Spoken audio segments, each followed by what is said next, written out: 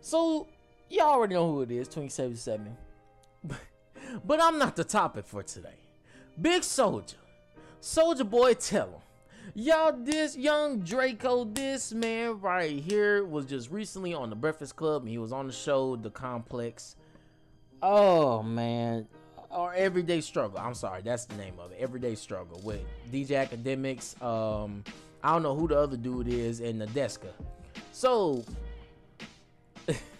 I haven't watched the show since Joe Budden left. It's lost some of its entertainment to me, but just going on whenever he was there. Really, I just want to focus on whenever he went to the Breakfast Club.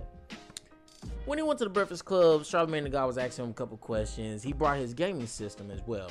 Now, I want to talk about this console for a minute. I know this a little bit of old news, but I want to talk about that and a couple things that he said about some of these rappers that he so-called found or put on. For those of you that don't know what it looks like an Xbox One, the console. The controller looks like a PlayStation 3 controller. And the games on it are games from Sega, NetherRealm, Nintendo. Like, anybody that deals with licensed games or video games, even including a character, on something that you know is not yours, they know how long it takes to get a license. There's a reason why games like Smash Brothers, Jump Force, or it was another game that came out where they were include a whole bunch of other characters from other games. Don't get me wrong, it's great, it's stupendous, but there's a reason why games like that don't come out so often, because it takes a long time to get through the process of these characters getting licensed, or you getting the okay to use these characters. Now, I'm gonna use Jump Force as an example. I understand the new Smash Brothers are coming out, but I don't know who the new characters are in the Smash Brothers. So I'm just use Jump Force.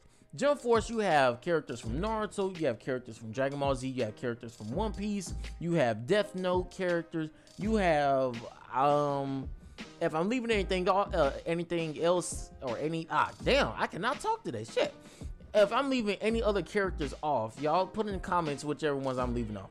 But to get games like that, now don't get me wrong, the quality of Jump Force is amazing. I mean, that in itself will take time, but just on the process of getting the license, it takes a long time. It is a process. I don't know how Big Soulja got it, because Charlamagne the God asked him the right questions. He was like, bro, how did you get the license for these? Because he obviously, a lot of people were saying Nintendo's gonna sue, and we know Nintendo don't be playing. You know what I'm saying? Shoot, they should. Now, I was told this by a friend of mine. There was a little place, I believe in Kansas, or Montana, excuse me, in Montana, that had their own little thing. Now they were showing games from Nintendo. They didn't make much money from it. They sued them for $200,000. Nintendo sued them for $200,000. And they didn't even have that many games on there that they were just kind of like pushing out there. Now, they were saying it was Street Fighter, these Nintendo games. They were letting people know these Nintendo games, but Nintendo didn't care.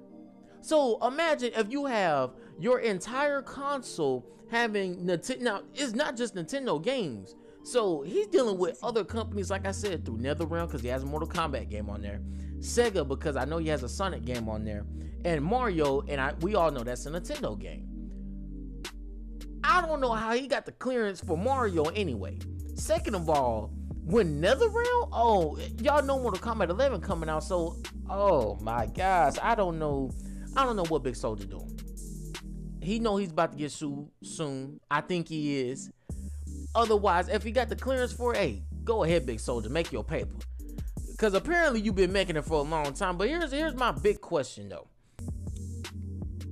Big Soulja also later on in the interview was asked, how does he feel? I'm paraphrasing here. How does he feel about these new rappers? He said these new rappers owe him 50%. Some of these new rappers. Now, I listened to the whole interview, the entire hour. I believe the famous Dex. Now, if y'all haven't seen it, look up The Breakfast Club, Big Soulja or Soulja Boy. he tells everything. Most of my information is coming from there, or it's also coming from whenever people interviewed, or not interviewed, whenever they looked at his consoles or whatever, or his Game Boy or whatever. Speaking of his Game Boy, just quick note before I get back on the rappers. The Game Boy, or the Soulja Boy that he came out with, looks like the fucking Game Boy Advance. Like, Soulja, you can't be copying games or consoles that are already out. Come on, Soulja. But look, back to the rappers. He said that he put Famous Dex on. He said that he was one of the first mainstream rappers to mess with the Migos, or that helped the Migos out or whatever. And what was one more thing? He said a lot, y'all. He said that he put on a whole bunch of rappers. So I'm just stick with those two. Famous Dex one, I honestly believe. He said he flew Famous Dex out to LA. He let him sleep on his couch. And while he was sleeping on the couch, he let him meet all the other rappers that he knew, basically getting a connect. Now he had to define what putting on means. Now I give him his credit. He probably did put Famous Dex on. I believe that.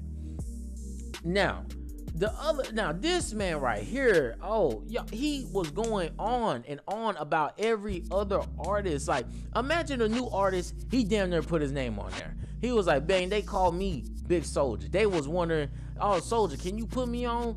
Soulja, can you put me now? Whoever it was that he said that he from, who was it? It was Chief Keef's cousin that told him to talk to him or to put him on. It was some guy. I'm not sure which rapper it was, guys. I promise you, he put out a good 25 different names during that interview. Like, it was crazy. Big Soulja, look, if you did all this for the rap game, you much appreciated. Don't get me wrong. Now I will say this though, he did also take the way for some of these new rappers by willing to be laughed at. You know what I'm saying? He was the guy that was on YouTube in 07, 08. Hitting what, like over 1 million views on dances, that he made viral. I give him his props. I mean, he created the dance, created the song, and I believe it. I believe most of the stuff that he was saying. But Big Soulja, we gotta talk about the console thing, man. Like, cause the console, and you said you put on too many rappers. Now the reason I brought up Complex earlier was that DJ Academic said that you are claiming a lot of rappers. None of the rappers that he mentioned other than Famous Dex said anything, whether it was true or false. Famous Dex was the only one that said anything, and he said it was false. That was a great point brought up by DJ Academics. Soulja Boy seems to kind of go around the questions, because he said Famous Dex is, I'm paraphrasing here, is a punk nigga, pretty much. Like, he's one of those. He's a sellout, pretty much. Like, he doesn't want to say who put him on or who helped him. And I was talking with my cousin about this. And my cousin brought it up to me. He was like, man, do you really want to say, oh, Big Soulja or Soulja Boy taught me the game? He taught me what to do or how things are done, how things are ran. And I'm thinking, yeah. And I told my cousin this. I'm like, yeah. Mind you, in 2007... this man was probably at the height of his career, 17, making millions of dollars. Like, don't get me wrong, I give him his props. But some of these people he claiming, I understand he was helping Migos a lot because he was in a Versace video. Drake didn't show up for the video, so I give him his props on that. I give him his props on the Famous Dex because I believe that one, honestly. I ain't met Famous Dex before, but Famous Dex seemed like one of them type of dudes that, forget where he came from, maybe. I'm just saying. And it's just, man, it's so much stuff that he brought up. None of these other rappers that he mentioned, other than Famous Dex, said anything about what Soulja Boy was bringing up. Nobody has denied it. Nobody has came out and like, oh yeah, he did do that for me. Other than probably the Migos. And that's just something because you can see him in the videos, But like the main thing that really got me was that damn console, y'all. Like, that console, and he's going on every other interview. I'm pretty sure ain't no telling where he's gonna be next. I don't think he's gonna be on Sway in the Morning next, but ain't no telling, man. And then he dropped the single. Now I ain't heard the single yet, but I'm gonna listen to it later. I'm gonna let y'all know how I feel about it. But Big Soulja. I think he's gonna get sued, y'all. That's really what I think. I think he's gonna get sued sometime soon. It's too many brands he's dealing with. I don't think he got the clearance for all these. I don't think he got the license for all of these games. If he did, hey, Big Soulja, make your money. He said he made $250,000 in one day. Shit, I ain't made $250,000 in one day. So I mean, shit, give him his props. He's doing some shit I ain't doing. But stuff like that, man, you got to make sure you have all the right information with that, man. But look, until next time, man, I know the information was kind of going back and forth. I just got back. I kind of wanted to push this video out. I got this coming for y'all, and I got a couple more videos for y'all over the weekend. And, you know, y'all enjoy the holidays. You know, we get a 3-day weekend. But until next time, man, if I hear some more on Big Soulja, definitely just come on here, because I'm gonna have this one more planned out. This won't be as rushed as this video.